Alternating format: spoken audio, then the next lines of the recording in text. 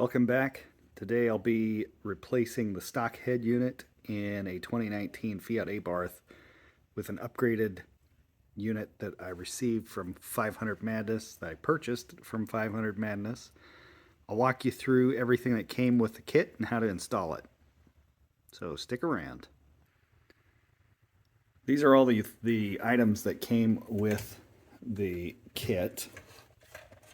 And here's the head unit itself. And with multiple plugs on the back and all of the wiring, the assorted wiring that came with it. I kind of went through and did some pre-trial fitting on some of this stuff, clipping them together. I may not use all of the accessories that it came with, but we'll find out. We'll see as I go through this. So to remove the stereo, first thing we have to do is remove this plate here, which is a simple clip. It's clipped in, so we'll remove it with this. Once we get that piece out, there's a few bolts we'll have to get to behind this so that we can take the dash out, so that we can take this piece out here. So I'll walk through this as best I can to show you step by step. So the first step in this process is to remove this piece. These are just clipped in, but one of the things that you may want to do to ease this process is make sure all these knobs are turned one way or the other. I have them all the way to the left, and then this is just clipped in.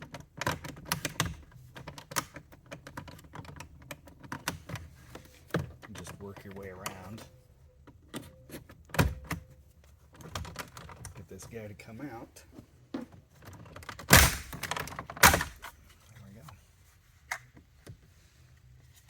We have one electrical connection that's to the fog light button here. Once we get that out, then we'll have a couple more screws here that we need to take out to get access up here to get this piece out. So we'll take these two out. They're T25s. All right, so once you take the two T25s out, then this whole piece is just clipped in. So you can work the clips out starting from the middle and then kind of work your way out. And then that will get you access to get some more T25 screws here to take out the head unit itself. So I'm going to remove this panel, disconnect it from here, and then I'll work on the next step, which is up here. Okay, so there's 4 T25 screws to take out. There's one here, one here, one here, and one over here on this edge. And then this will allow you to take this out. I'll go ahead and pull that out.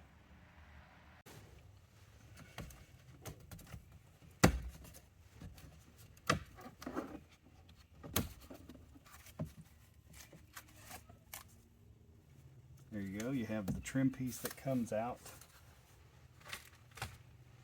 And then we have another 4 screws behind that again. They are the T25s. And those will be here, here, here, and here. And then this unit will come out as one piece. All right, I've pulled the 4 bolts out. Now it's just just simply pull this out, and then we can start disconnecting the back of the radio. All right, once you have the stereo in this position, you go ahead and unclip everything.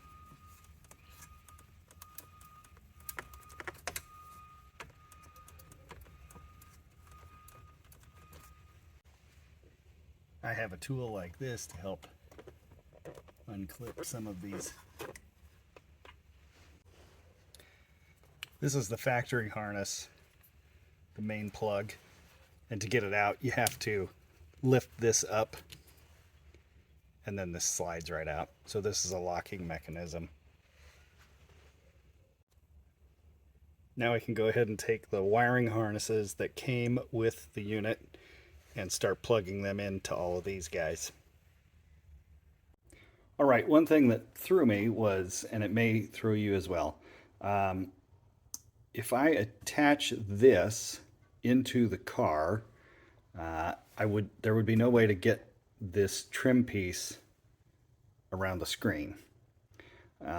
So you have to remove the back of the radio. This will get bolted in. Then you can hook up everything on the stereo. And you'll see in the video, but anyways, you have to remove this piece first so that you can keep the trim ring and the vents and such. So you'll see when I get to that point. I'll show you, but just thought I'd point out, remove the back on this. So now I'm ready to start the install.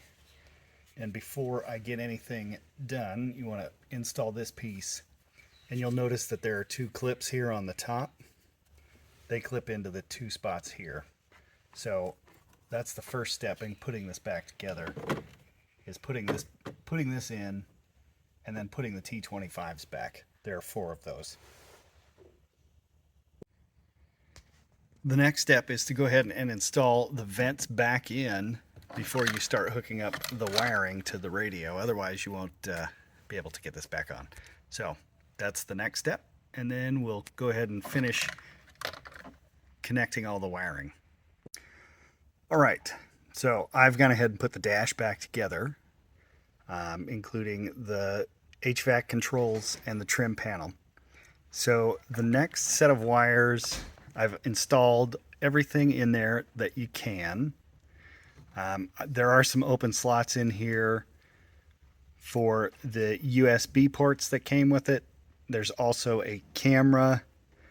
If you have the optional camera, you can install it in there as well.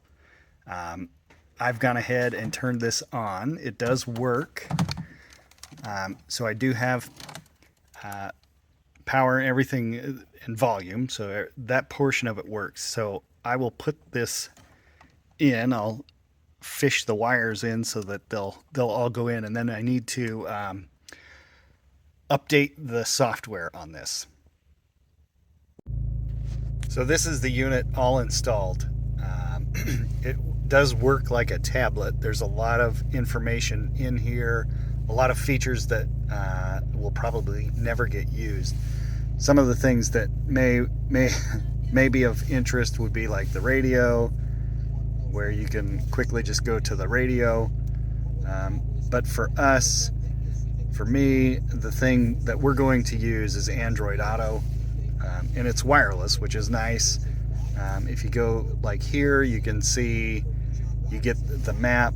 It's split with depending on when you're watching this, you have this is kind of a new feature on Android Auto called Cards, where you have basically 2 different apps. You can, and it works on the tablet. So the only thing that you would have to get used to is there's no pinch to zoom on this screen. You have to use the zoom or the zoom in, zoom out feature that's part of these buttons. It'll allow you to zoom in. It'll still allow you to move around, but other than that, that's how it works. For us, for me, this is pretty good installation. You still get the factory outlets for the HVAC controls, but there it is. There's the new screen installed and working in the 2019 Fiat.